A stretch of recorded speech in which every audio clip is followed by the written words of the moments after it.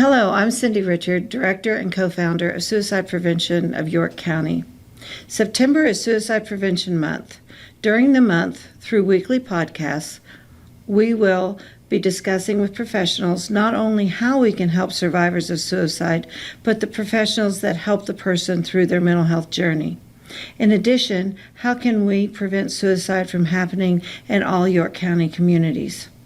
Our podcast series will include professionals in the fields of mental health, medical, education, older adults, and first responders. In addition, we will provide 2 podcasts on programs we are offering to school districts throughout York County to help prevent suicide, Avidum and Hope Squad. In this podcast, we will focus on mental health. We have 2 licensed social workers from Dover School District, Kirsten Johnson and Nicole Assi. Welcome. Thank you. Thank you for having us. Good. Please tell us about yourselves and your career in mental health.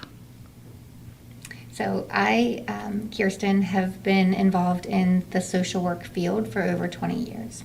I'm currently a licensed clinical social worker at Dover School District, as you mentioned. Prior to moving into the field of education, I spent most of my career in child welfare. Outside of child welfare, I then moved into working at a behavioral health organization where I provided outpatient trauma therapy. I specifically designed a program to provide clinical support to foster and adoptive parents in that role, and also worked at a day program for adults with intellectual disabilities.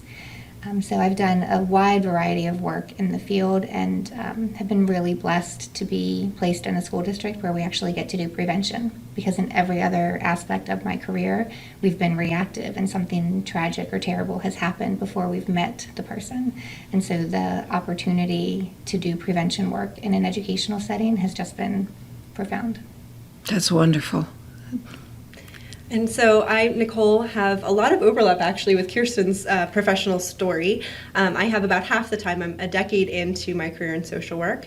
On the cusp of my clinical licensure here, hopefully in the next couple of months, but I'm a licensed social worker currently. And just like Kirsten, started off in my career in child welfare. Spent a lot of time in that aspect and really grew my passion for working with children and families, I think, there. And for a brief time, dipped my toes into outpatient therapeutic practice for marginalized populations, specifically for those who were offenders of crimes, both juvenile and adults. And that certainly helped broaden my scope of the therapeutic components and what goes into providing the support, not just the managing the crisis as in child welfare, but how do we then heal and grow? And we know that humans of all kind have the capacity for change, and that's the most important pinnacle of social work in my opinion. So that propelled me forward then into the school setting, which again, like Kirsten, has been so desirable because we get to dip our toes into every area of practice. So from the individual piece to running groups and meeting with families to planning programs and seeing how they are working and data analysis and all of those beautiful things that really help make our community, our school community and the Dover community grow. That's wonderful. That's really interesting. I didn't know both of you started out in child welfare. I did too, but I was about 40 years ago. So, Wow, but yeah, it really is. And I went on and worked with Head Start in that area too. So I know the preventive piece is extremely important, and I can hear you. I understand that it's really nice to do the preventive work before something actually happens. That's wonderful. I'm really glad that you all are doing that. That's wonderful. So you both have experienced loss of suicide. How have these experiences impacted you, and how are you able to support others while walking through the journey yourself? So I think it's the phone call that you never want to get, right? Like Exactly. It's an immediate visceral reaction where you can literally feel your heart drop to your stomach. And is so sobering in that moment because, the pain that you're feeling, the emotions that you're going through are not only for yourself, but for the family, for considering how that individual must have been feeling in that moment where their lives were lost, and in the ripple effect through the school community, the community at large, all of it. It's a very sobering and impactful experience.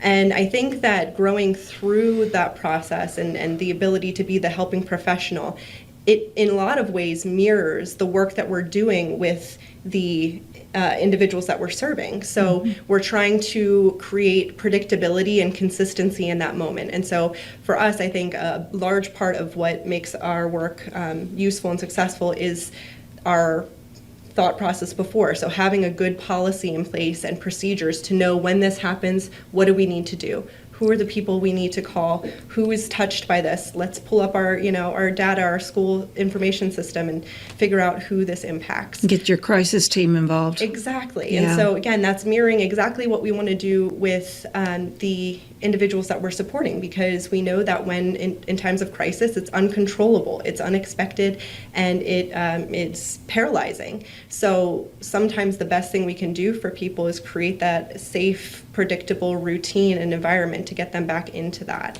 And I think the other portion of it is just knowing that our job in that moment isn't to fix the situation. Exactly. We don't have the magic wand. We're not going to take people's pain away. No. But we can bear witness to it, and we can handle it, and we can show them that, that we are there for them in that moment when they need it the most. You can be a role model for them. Right. Yes. Yeah, beautifully said. Beautifully said.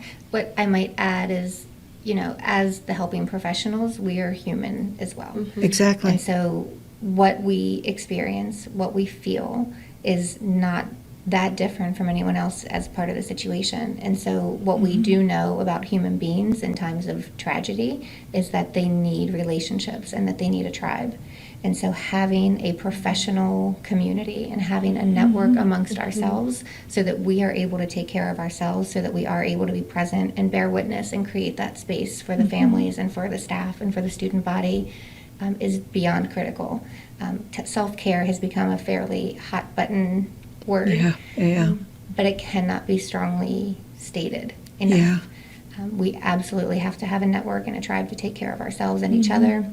And then the opportunity to be there for our families and for our students so that we can create that safety, create that predictability, bear witness to their pain, and normalize their reactions for them. Because there are so many common denominators at how people react to these kinds of experiences, and to be able to normalize that for people and make sure that they don't perceive themselves as pathological after one of these events is really critical as well. Yeah, very well said. I know when I lost a client to suicide, I had to put words to it. I had to put words to my feelings. And Heidi Bryan, who is a wonderful woman, she just said it just hurts. And it was like after she said that, I could identify with that, and I could go on, and I could begin to heal and help others work through it too. So just putting words to what you're feeling really can help too, and you can help others do that once you've identified your own. Certainly. And to not expect yourself not to have emotions about it. Right. So often the professionals see themselves as the calm in the storm, that they don't take the opportunity to be self-aware and to validate their own experience. Exactly. And without doing so, you will burn out. You absolutely will burn out. And so it's really beyond critical to, you hear it all the time, name it to tame it. Right? You have to be able to name the emotion so that you're able to move forward. That's right. Oh, very well said. Yeah, that is. Any suggestions on how we can prevent suicide of all ages? You have any ideas about that? Certainly the work that school districts and the community are doing must continue. The conversation around mental health in this age is beautiful. We just had the experience of an Olympic gymnast pull out of the Olympics. Wasn't that and wonderful? It was the most beautiful modeling that I could have ever scripted for someone, right? We are talking about mental health. We are normalizing mental health. Most human beings think about suicide at some point in their life. The thought of suicide is not abnormal. the not talking about it, the shame, the isolation, those pieces are just exceptionally hurtful to our community and to individuals. And so the idea of having these conversations, normalizing mental health as much as we do physical health, is exceptionally important. One of the things that we are very proud of at Dover that we do is we do universal behavioral health screening for our students in middle school and high school. And so even if there is nothing that comes up in that screening, it starts the conversation for students that says your mental health is important to us and we want to take that temperature check. And it starts the conversation with parents that says if mental health issues are going to arise, they are often going to arise at this age. And so here's what we watch for, and here's how we partner together, and here's how we don't panic when something does come up, but we find resources and we find connections and we find hope. And I think, too, letting kids know that it's okay, I'll say the cliche word, it's okay to not be okay. You know, we all go through it. And I like what you said was, you know, we don't have to be perfect all the time. We don't have to be okay all the time. So let's just, you know, identify it and talk about it. And know when things aren't okay, that it's okay to talk to a trusted person about it. And I know sometimes even adults don't want to talk to others about it. But I think it's important to know that there are people out there that will listen. And there's so many different trainings, too, on training people to hear the words that are crying out for help. And not all suicides or attempted suicides are a cry for help. Some of them really do mean to take their lives. So that's wonderful. That's wonderful what you do. I would say it's so multifaceted too. So prevention doesn't mean just doing prevention work. Right. As an administration team at Dover School District this summer, we're doing like a summer book study on this book called Upstream by Dan Heath. And one of the key messages or quotes from him is that you need to be impatient for action, but patient for outcomes. And I think that speaks so perfectly to all of the work that we do in the mental health field is we have to have all the components. We have to be prepared to take action when necessary and be responsive in the moments. And we need to invest in the preventative work. So just as we stated, or Kirsten, you said that we just had the Olympic members say, like, step out to take care of her own mental health. That's huge. We don't hear about that in sports often or ever. No. But now those conversations, those doorways are opening. The National Suicide Hotline was developed in 2005. And if you look at their data over the span of years, the number of calls being taken and accepted continues to increase because of, I think, all of the work that we're doing in the mental health community and how destigmatized it is becoming. I also really love the National Alliance on Mental Health or Mental Illness, NAMI. They do wonderful work every year in May for Mental Health Awareness Month. And I think that there's just so much more discussion, and it's becoming more safe to have these discussions, and so that's critical.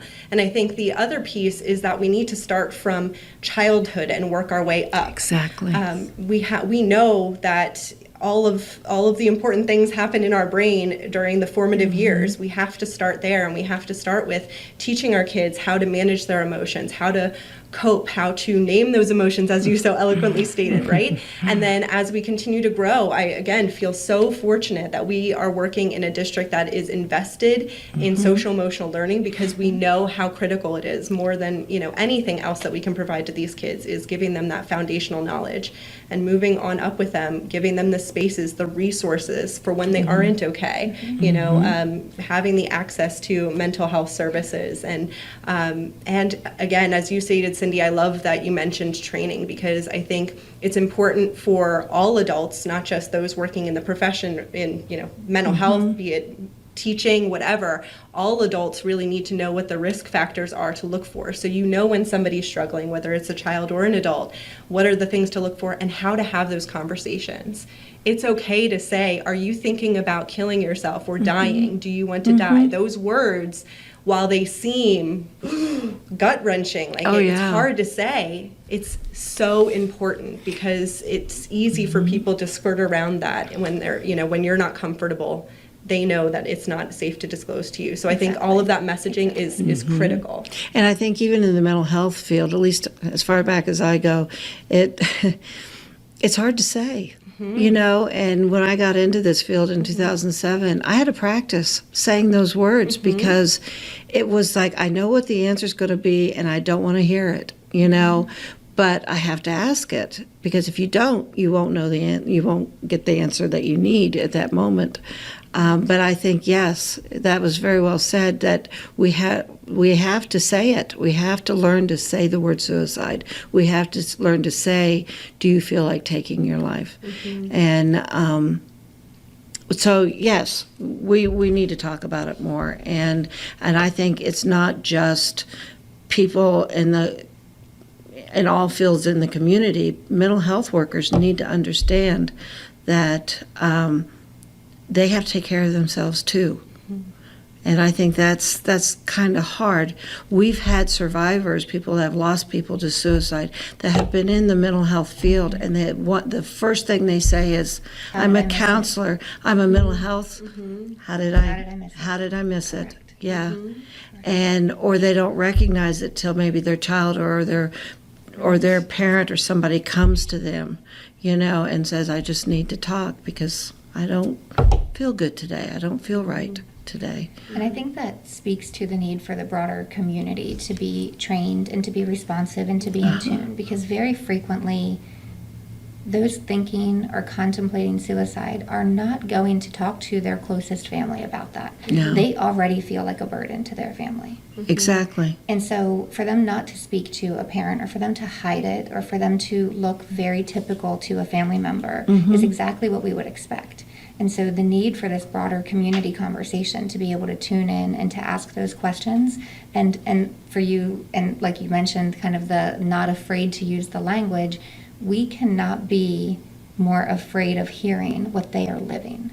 We have to be courageous enough to sit with them through their own reality. And not be shocked when they say it. Don't put that look on your face, you know. Exactly. And to not panic them. Yeah. That if you tell me yes, that doesn't mean I'm sending you to the hospital. Exactly. It means we're going to have a bigger conversation, and I'm going to ask you a lot of questions because I need to understand where on this continuum you actually are. Exactly.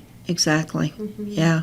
Yeah, and just because they have those thoughts doesn't mean they have a plan. Right. Or an intent to act on them. Yes, Correct. yes. And so I think that's important for parents also to know, and family members to know, and coworkers to know that you can have that thought, like you said earlier. Anybody's capable of taking their life, or even just having those thoughts, you know, on a bad day.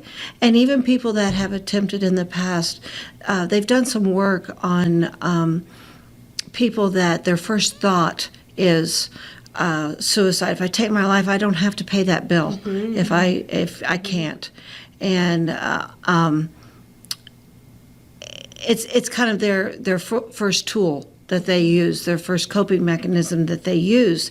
And you can be almost addicted to that because that's the way your brain goes, you know, at that moment. I can't get through this, so if I take my life, you know, I'll won't have to go through it, you know. So I think some of that we have to understand, that why is that your first, you know, thought when something really goes wrong? You know, what is feeding that foundation that's your first thought? So I hear you. I think that's really important. I do think as well, like there's this need to work on being sitting with uncomfortable emotions. Like that's a lot of what therapeutic practice and intervention is. And I think, you know, sometimes even in my own head, right? Like I get like, how can I just help this kid? Like what do I need to do? What do I need to say? Like what? Yeah. And that's not it. And sometimes it's not about, again, fixing the problem. I think, you know, we want to go there as helping professionals and nurturers. We, you know, want to make our kids feel better when they're crying, right? Yeah, we want to fix everything. But sometimes the most important thing we can do is teach our kids and our students and our friends, family, the ability to sit with uncomfortable emotions. Exactly. They're not bad. There's no good and bad. It's just uncomfortable, and it will pass. And it's probably a natural reaction to something that's going on in your life, or if it's not, then we need to look into that. And there are options for you. But the tool isn't to make that pain go away. It's how do I sit with this so that I can work on it and resolve it. And even if it's physical pain can affect mental Absolutely. pain and mental health. And I think, too, we have to understand that we've had a lot of suicides in York County that were due to physical pain. And how do you deal with that pain? Okay, is this pain going to be here for the rest of my life? Yes. So how do I cope with it? How do I work through it? And I think that's something doctors and other professionals can help in, and helping reach out and help people deal with that pain. And medicine is not always the cure. Talking about it, like you said, is really part of it too, that you need to discuss. One of the common denominators that keeps coming up in this conversation is the idea of, and it happens in every suicide assessment that I've ever done in my career. Most individuals that are contemplating suicide do not want to die. They don't. They want that's their right. suffering to end. That's right. They cannot live like this any longer. They just want the pain to go away. And they see it as their only escape, right? So whether it's physical pain or emotional pain, they see this as their only means Exactly. to relieve their suffering. And so I think that's a really critical piece for the community to understand, is that to be able to sit with somebody in that moment and to say to them, we understand that your status quo cannot continue. Let's build hope. Let's figure out how we help you identify that there's other avenues out there. And the piece on physical pain it's just fascinating if you watch any kind of neuroscience or brain research that's coming out. There is such a link between trauma and physical pain and most physical definitely. ailments. And so I, again, just want to sort of communicate to our community that if you have attempted pain management and if you have attempted medical efforts to no avail, then look to a behavioral health professional, because there are many, many, many avenues to relieving pain that have nothing to do with your physical body. Exactly.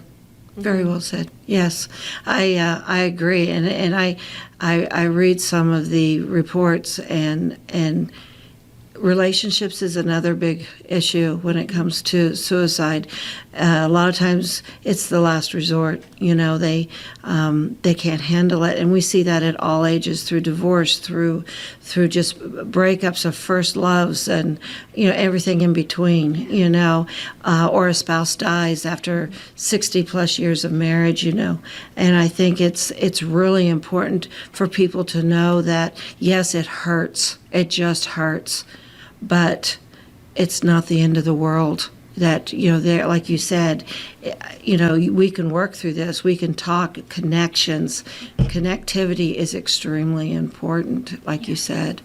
I think David Kessler, who's a grief and loss, like he's at the forefront of grief and loss work, has made a statement, something to the effect of, even though a person dies, the relationship doesn't die with it. And so once you work through that initial crisis response, that overwhelming dread of what the reality of the situation is, that's some of what can be built on, is that the remembrance and the life after loss and all of those components. And I think that's not just with the loss of a loved one, physically, but with whatever you're coping with. Like, that doesn't have to be the end all be all. There are supports. There's always hope, as Kirsten stated. There's always hope. Yeah, there's always hope, and I hope that the community hears that, and of all ages, because that's what we need right now. We need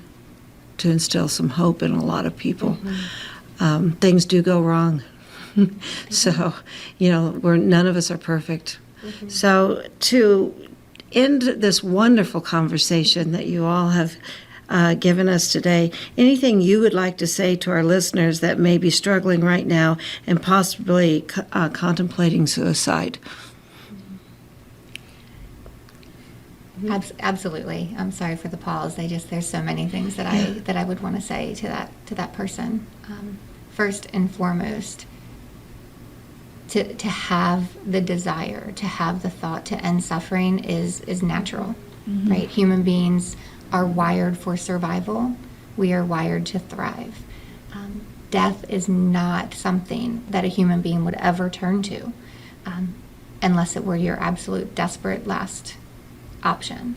And so to have that desire only communicates extreme suffering at this time. And so to let everyone out there that is in that position know, I know mental health services are hard to come by. I know that even when you do come by them, sometimes the mental health system is exceptionally frustrating. Sometimes finding that therapist that is the right match for you takes trial and error. Sometimes finding that medication that works for you takes trial and error. And it's maddening and it's frustrating and it can make people lose hope. The thing that I just want to say is that there is tremendous, tremendous support out there in the community. And so maybe it isn't a therapist or a psychiatrist, right? Maybe it's a fitness instructor. Maybe it's a pottery class in a community. Maybe it's a faith-based community. Maybe it's gardening. But we all have those things that for the moment just give us a sense of peace. And so widen your horizons, right? Think about all of the things that are out there that can give you that moment of peace to hang on, because the intent, the impulsivity, the desire to take action on that thought, it will pass. It will pass. And we can continuously keep plugging in to find ways to relieve suffering and to make your life better. Very well said. And I think, in addition, just to expand, I feel like it does take some unfortunate tenacity on the part of the individual to find that right fit, right? As we said, we know that the community is lacking in mental health services and availability because there's just such a need right now. We are in such a state that we need it. And while it takes the tenacity and it takes the motivation that you may not have, try to keep searching. And if you don't have the energy to search, that's when you seek support from someone, whoever it is. Maybe it is that pottery instructor, right? Maybe it is a clergy member or a teacher, but somebody who you feel trust with and safe with. Again, safety, consistency, predictability, support, those are the things that help relieve the uncomfortability. And so again, it might take time. We don't have the magic wand. We can't erase it right this moment, but what we can say is that it doesn't last forever. Uncomfortable emotions, they pass just like anything else. We can't be happy forever. They do pass, and so we need to just try to get through that period and keep searching for what does work.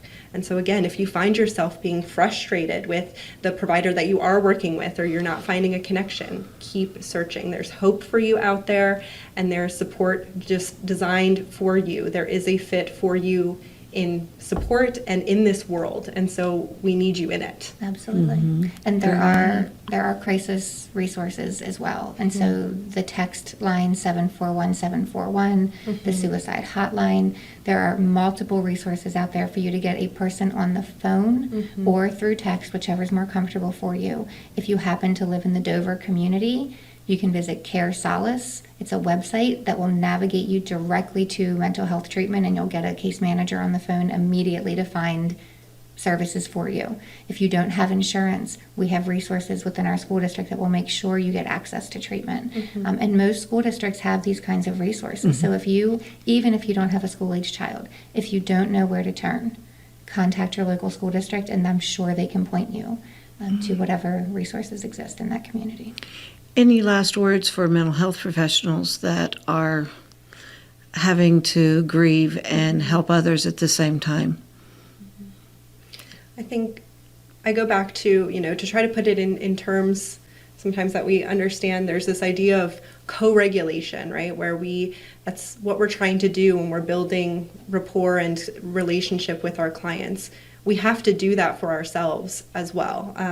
Kirsten mentioned earlier that having a support system and a tribe of colleagues and trusted professionals is invaluable. I know that when I'm having a struggle, I can go to Kirsten and say I need something right now, or I need support, and have that ability to get her calm, right? Like transfer her calm to me, right? The ability to co-regulate in our brains and get ourselves back online, because we know when we're out of sorts, when we're feeling in a state of fright, terror, or stress, or just emotionality, our thinking brain is not online. No, it's we have not. to find a way to access it. And so using those tools to get there. So it's critical, because our brains work just like everyone else's. So please take care of yourselves is the main message, and do the connect. things that you know work. Right. Right. Yeah. So nothing really to add other than, I mean, we have to practice what we preach. Exactly. We are no different than every other human being, and we need to be willing to be vulnerable with one another. We just need to be, because if we aren't taking care of ourselves, we are useless to our community, and our community needs the most skilled, the most expert on the front lines. Expertise often moves away from families and children. It moves into administrative positions. It moves into places where they're not doing direct service. And our families and our children deserve better than that. Yes. And so in order to stay and to have the tenacity and to not burn out, there is no alternative. You must take care of yourself. Exactly. Very well said. Connections. Thank you so much. We have Kirsten Johnson and Nicole Assi with us today, and I want to thank you very, very much for helping the community with their mental health needs and everything you do every day. I appreciate it.